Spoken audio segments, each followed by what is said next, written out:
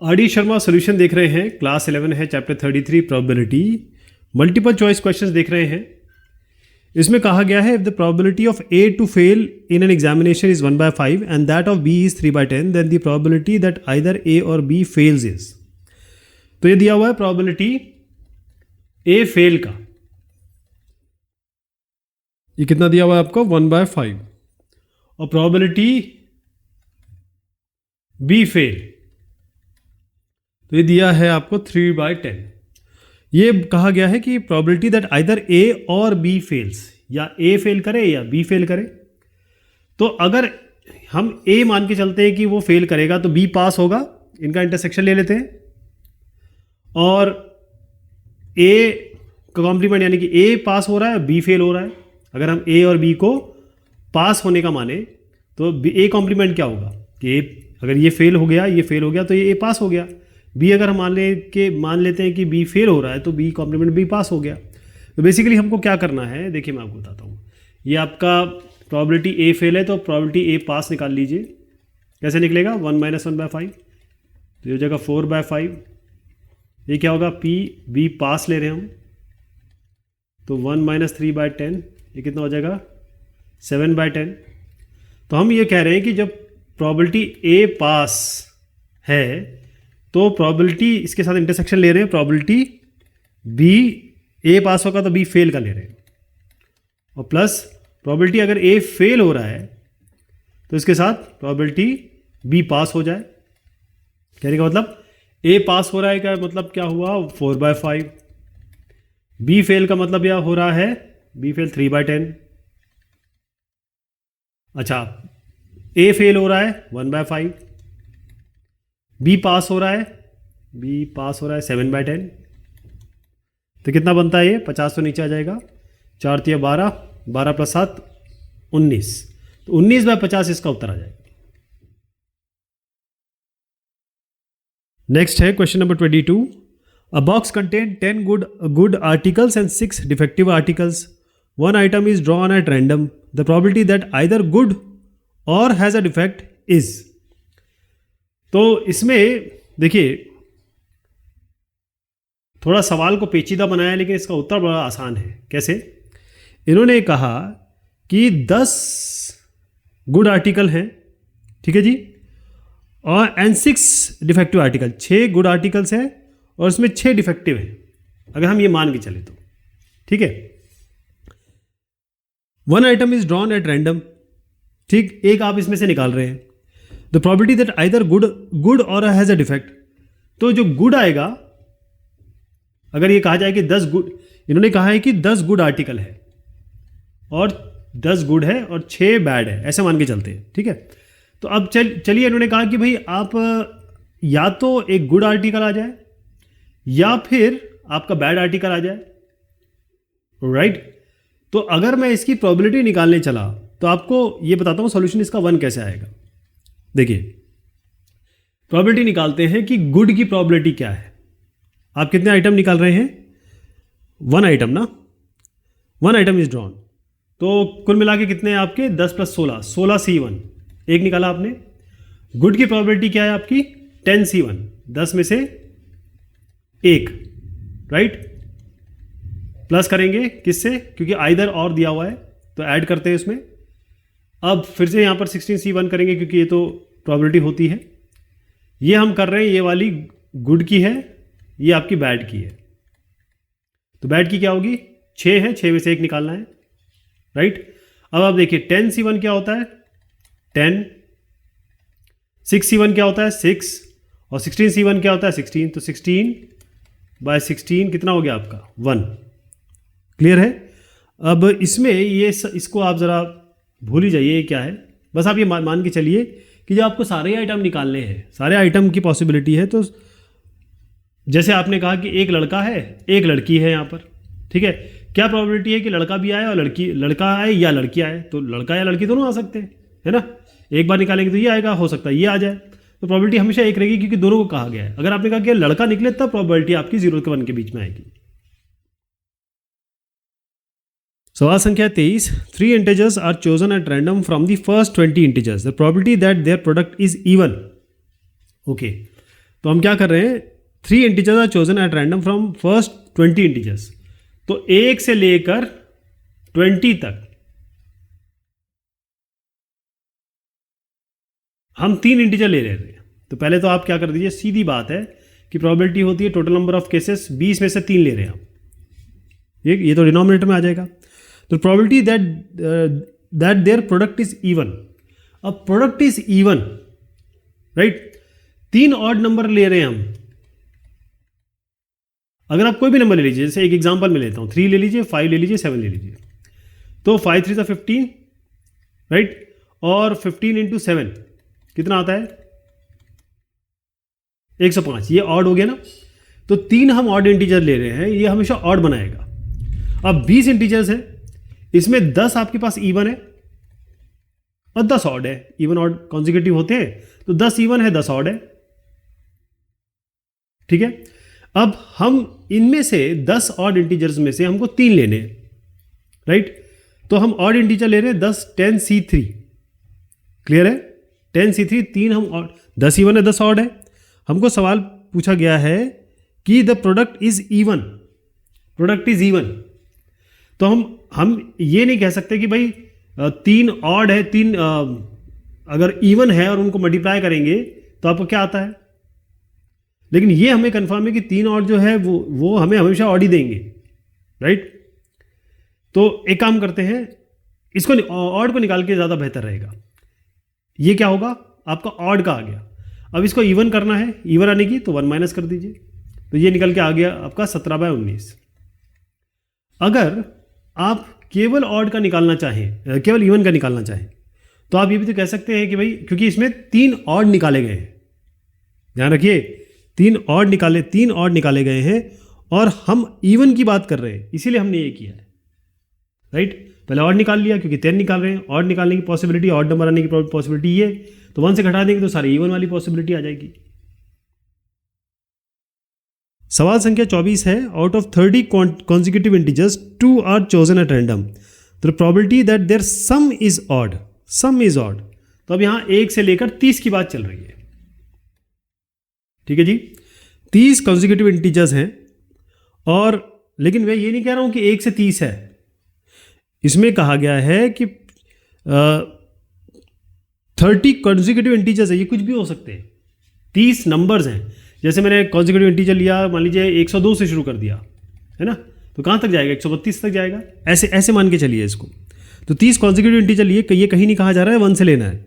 इसके पहले वाले ही सवाल में भी क्लियर दिया हुआ है कि फ्रॉम द फर्स्ट 20 इंटीजर्स, है ना। पहले 20 इंटीजर, फर्स्ट 20 इंटीजर्स को हम क्या मानेंगे, इंटीजर्स तो नेगेटिव भी हो सकते हैं, पॉजिटिव भी हो सकते हैं, हम 1 to 20 मान के चल दिए। लेकिन यहाँ पर क्लियर दिया हुआ है 30 कॉन्जिक्यूटिव इंटीजर, लेकिन कहीं ये नहीं दिया गया है कि वो पहले वाले हैं, 1 to 30 नहीं है, ऐसा कुछ नहीं है। अब इसमें से हमको 2 लेने हैं, ठीक है, 2 हम निकाल रहे हैं। Probability that their sum is odd, sum is odd. तो सबसे पहले तो आपको ये करना है कि पहले सब कुछ भूल जाना है। आपके 30 इंटीजर्स हैं, इसमें से 2 निकालने, ये तो डिनोमिनेटर में आ गया, राइट। अब आपको ये थोड़ा सोचना है कि उसका सम कैसे आपका इवन, द प्रोडक्ट, उसका सम कैसे ऑड आएगा।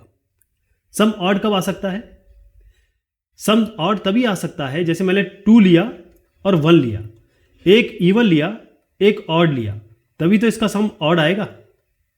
अगर मैं इवन लूंगा, ऑड लूंगा, दोनों ही इवन आ रहे हैं, तो एक इवन होना चाहिए, एक ऑड होना चाहिए। तो अब हम जानते हैं कॉन्जिक्यूटिव में 15 जो है इसमें इवन होंगे, जैसे मैंने पिछला डिस्कशन किया था, और 15 ऑड होंगे। तो 15 में से आप एक ले रहे हैं, क्योंकि एक इवन एक ऑड लेना है, तो एक 15 में से ले लेंगे इवन में से, एक आप ऑड में से ले लेंगे, तो ये आ जाएगा 15/29। ये इसका उत्तर है। सवाल संख्या है 25। अ bag contains 5 black balls, 4 white balls and 3 red balls. If a ball is selected random wise, the probability that it is a black और अ रेड बॉल। तो ये सवाल भी वैसे हम कर चुके हैं, लेकिन इसको फटाफट कर देते हैं। एक बॉक्स है और उसमें कहा गया 4 वाइट है, 5 ब्लैक है और 3 रेड है। एक बॉल को रैंडमली निकाला गया, तो सबसे पहले डिनोमिनेटर में क्या आएगा आपका, वैसे 2 ऐड करेंगे इसमें क्योंकि आइदर और में पूछा गया है।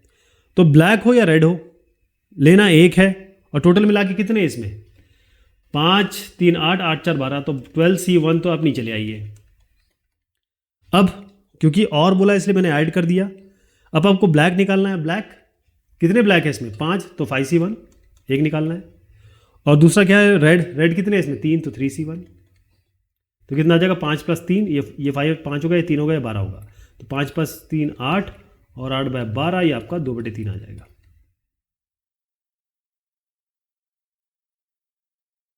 छब्बीसवां सवाल है, अब 2 die are thrown simultaneously, the probability of getting a pair of aces। अच्छा, पेयर ऑफ एस 2 die है और getting a pair of aces, ये तो बड़ा अलग सवाल है। एसेस का मतलब ये होगा, क्योंकि हम एसेस से क्या कंफ्यूज हो जाते हैं, हम एसेस से सीधा चले जाते हैं कार्ड पे। तो आप सीधा सोचेंगे अरे इसकी प्रोबेबिलिटी तो हमारी क्या होनी चाहिए, इसकी नन ऑफ दीज होनी चाहिए, क्योंकि कहाँ डाई थ्रो कर रहे हो, कहाँ आप कार्ड के बारे में पूछ रहे हो, ऐसा नहीं है। जो डाई है वो आपको 1 से लेकर 6 वैल्यू दे सकती है। जो ए है इसी को हम एस कह रहे हैं, है ना।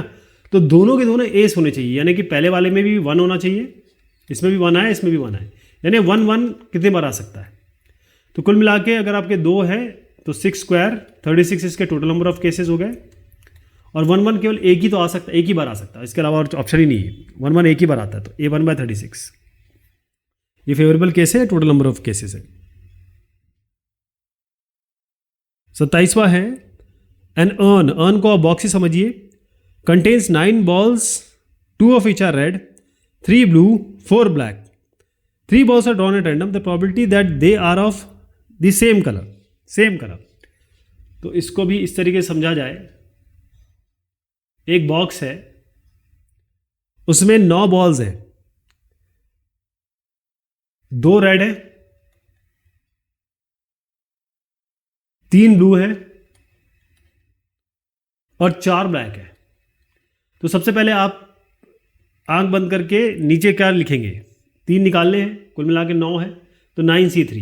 जब ये डिनोमिनेटर में डालूंगा मैं, डिनोमिनेटर में आपको क्या डाला 9C3, क्योंकि 9 है 3 चूज करने हैं, तो 84 आ गया है। अब देखिए इसमें कहा गया है the probability that they are of same colour, same colour. Same colour का मतलब ये है कि हमने 3 निकाले, तो 3 निकाले तो रेड के तो आ ही नहीं सकते, क्योंकि रेड है ही 2, सेम कलर का तो आ ही नहीं सकता। या तो आपका ब्लैक से आएगा या ब्लू से आएगा, मैंने क्या लिखा ब्लैक, हाँ 3 ब्लैक ब्लू से आएगा या ब्लैक से आएगा। तो 3 में से 3 3C3, अगर मैं इसकी बात करूं, ब्लू की बात करूं, तो 3 में से 3 निकाल रहे हैं और नीचे क्या है आपका 84, यानी कि 9C3। ये ब्लू आने की प्रोबेबिलिटी हो गई, लेकिन हमको और पूछा गया है तो यहाँ भी 9C3 कर देते हैं। अब यहाँ से 3 आने की प्रोबेबिलिटी, मतलब नंबर ऑफ केसेस 4C3, ठीक है जी। तो ये कितना हो जाएगा, ये आपका 1 है, ये आपका 84 है, ये भी 84 है, ये आपका आएगा 4, ठीक है। तो 1/84 + 4/84 आ जाएगा 5/84, 5/84 इसका उत्तर है। क्वेश्चन नंबर 28 है, 5 persons entered the lift cabin on the ground floor of 8-floor house, Suppose that each of them independently and with equal probability can leave the cabin at any floor beginning with the first. Find the probability of all 5 persons leaving at different floor is। अच्छा, पहले ये समझिए कि ये 8 floor की building है, building बनाई जाए पहले, ये इंपॉर्टेंट है, जरा क्वेश्चन को ऐसे बनाना।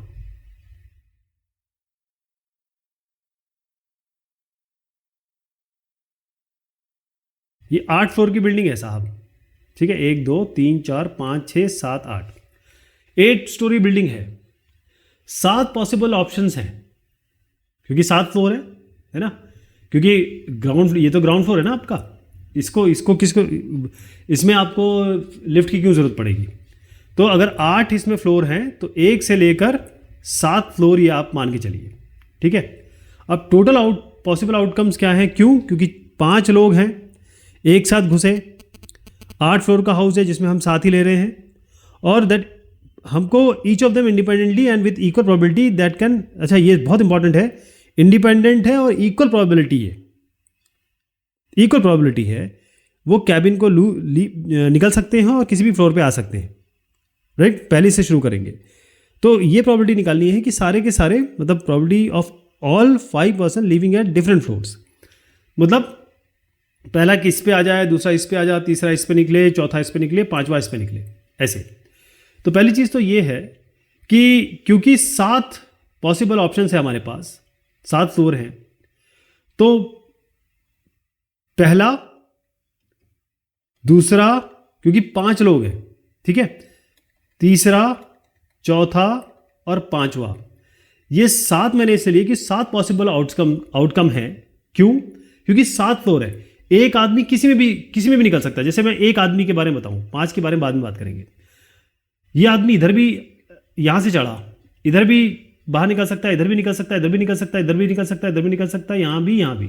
तो एक आदमी की 7 पॉसिबिलिटी है, लेकिन सारों की यही पॉसिबिलिटी है, इंडिपेंडेंट है, और दूसरा इक्वल प्रोबेबिलिटी है, अगले की, दूसरे आदमी की, तीसरे आदमी की, चौथे आदमी की, पांचवें आदमी की। तो कुल मिला के पॉसिबल आउटकम 7 की घात 5 है, तो इसको तो डिनोमिनेटर में लिख दीजिए। अब 7 फ्लोर है, 5 लोग हैं, तो यहां पर सी नहीं लेंगे, क्योंकि यहां पर हम परम्यूटेशन की बात कर रहे हैं कि 7 लोग हैं, 7 आदमी है। अब एक आदमी यहां, एक आदमी यहां, एक आदमी यहां, एक आदमी यहां, एक आदमी ऐसे हो सकता है, या दूसरी तरीके से हो सकता है, थोड़ा सा इसको चेंज कर दीजिए। तो कहने का मतलब यह है कि हम यहां परम्यूटेशन लेंगे, कॉम्बिनेशन नहीं ले रहे, we are talking about permutation. तो 7p5, 7 फ्लोर है, 5 आदमी कितने तरीके से 7 फ्लोर में 5 आदमी उतर सकते हैं, ये 7p5 हो गया। तो 7 की घात 5, 7 की पावर 5, और 7p5/7 की पावर 5, ये इसका उत्तर रहेगा। क्वेश्चन नंबर 29 है, अ box contain 10 good articles, 6 with defects and 6 with defects. One item is drawn at random. The probability that either good or has a defect is, 29वां सवाल जो है वो बिल्कुल सेम है जो हमने कहाँ किया था। ये ऑलरेडी एक क्वेश्चन हम कर चुके जिसकी प्रोबेबिलिटी आपकी आई थी। ये 22वां क्वेश्चन है, अभी जो 22वां किया है ना वो वैसे ही क्वेश्चन है सेम, और जो मैंने बताया था उसी तरीके से करेंगे इसको। तो ये है इसका सही उत्तर। क्वेश्चन नंबर 30 है, a box contains 6 nails and 10 nuts. Half of the nails and half of the nuts are rusted. If one item is chosen at random, the probability that it is rusted or is a nail is. तो ये हमने question कर चुके हैं already, लेकिन वहाँ पर ये जो नेल यहाँ पर पूछा गया, वहाँ पर नट्स पूछा गया था। ओके, चलिए पहले मैं आपको ये समझा दूँ कि सवाल क्या कह रहा है। सवाल ये कह रहा है 6 नेल्स है और 10 नट्स है। आधे नेल और आधे नट रस्टेड है, यानी 6 में से 3 गुड है और 3 रस्टेड है। 10 में से 5 गुड है, ये 10 क्या है, नट्स है। ये नेल्स है, एनएलएस कर देता हूँ, ये नट्स कर देता हूँ, एनटीएस कर देता हूँ। 5 सही है, 5 रस्टेड है। अब the probability that it is कितने निकाले गए, if one item is chosen, एक आइटम यहाँ से निकाला गया। तो पहली बात तो आपको क्लियर हो गया कि क्योंकि और बोला गया है, रस्टेड और इट इज़ रस्टेड और इट इज़ अ नेल, तो रस्टेड वाला यहाँ कर लेंगे, नेल यहाँ कर लेंगे। डिनोमिनेटर तो में तो कोई शंका नहीं है। 6 + 10 16, 16 में से हमको 1 लेना है, तो 16c1 यहाँ रख दीजिए, राइट। अब हम क्या कर रहे हैं इसमें, क्या आ रहा है आपका, दैट रस्टेड कितने हैं, रस्टेड कितने हैं आपको, इट इज़ रस्टेड कितने हैं, ये 3 और 5 8, तो 8c1 है ना, 8 में से 1 निकाल रहे हैं। अब आ जाइए नेल कितने हैं आपके, नेल है, ये पूरे नेल है आपके 6, तो 6 में से 1 निकाल रहे हैं, ठीक है। जैसे आप इसका उत्तर निकालेंगे तो आप देखेंगे कि ये थोड़ा सा गलत हो रहा है। उसका कारण ये है कि हमने इनके बीच का इंटरसेक्शन नहीं लिया है। कहने का मतलब वो नेल जो रस्टेड हो वो भी हमने इंक्लूड कर लिया है। तो कितने नेल रस्टेड हैं? ऐसे कितने नेल्स हैं जो रस्टेड हैं आपके? 3। तो इसको घटाना पड़ेगा ना, ये तो हमने जोड़ लिया इसमें, इसको घटाना पड़ेगा। तो 3C1 एक ले रहे हैं बाय 16C1। बेसिकली आपको आइदर रस्टेड नेल और नेल निकालना है, तो पहले रस्टेड की प्रोबेबिलिटी, नेल की प्रोबेबिलिटी, फिर इन दोनों के इंटरसेक्शन। रस्टेड और नेल, रस्टेड भी है मतलब उसमें जंग भी लगा हुआ है और वो कीला भी है, तो फिर ये 11/16 आएगा आपका। 31वां है, if S is the sample space and PA is 1/3 of PB and S equals A union B where A and B are two mutually exclusive events, then PA। तो इसको इस तरीके से देखा जाए कि हम जो प्रोबेबिलिटी PB की है वो दिया है आपको, उसको हम x मान ले या p मान लेते हैं चलिए, और PA आपको दिया है 1/3 ऑफ PB। तो मैं डायरेक्ट लिख देता हूँ क्योंकि PB को p मान लिया, तो 1/3 ऑफ P। और चूंकि ये दिया हुआ है कि S equals A union B, यानी कि ये दोनों एग्जॉस्टिव है, तो इन दोनों को जोड़ के आपका 1 आएगा, मतलब प्रोबेबिलिटी A यूनियन B यानी कि PA प्लस PB 1 आएगा। ठीक, प्रोबेबिलिटी इसकी A यूनियन B 1 आएगा। तो इन दोनों को जोड़ दीजिए, P प्लस 1/3P बराबर 1। इससे आपको P मिल जाएगा 3/4। तो प्रोबेबिलिटी A की कितनी आ जाएगी? 1/3P, 1/3 इंटू 3/4 कितनी आ गई? 1/4। ये निकालना था आपको। अच्छा, मेरे पास जो एडिशन है उसमें सवाल है 31, और भी ये सवाल हैं। ये केवल अगर आपके किताब में या किसी भी और बुक में आप ये देखते हैं तो आप इसको कर पाएँ, इसलिए मैंने ये सोल्यूशन यहाँ रखे हैं। तो आप देखिएगा, धीरे धीरे इसको बढ़ा रहा हूँ ताकि आपको रेफरेंस रहे इसका।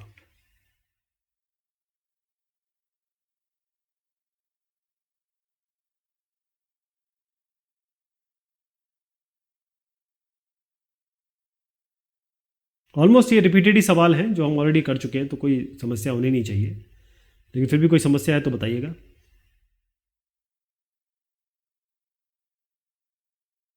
चलिए साहब, ये कंप्लीट होता है आपका प्रोबेबिलिटी। धन्यवाद।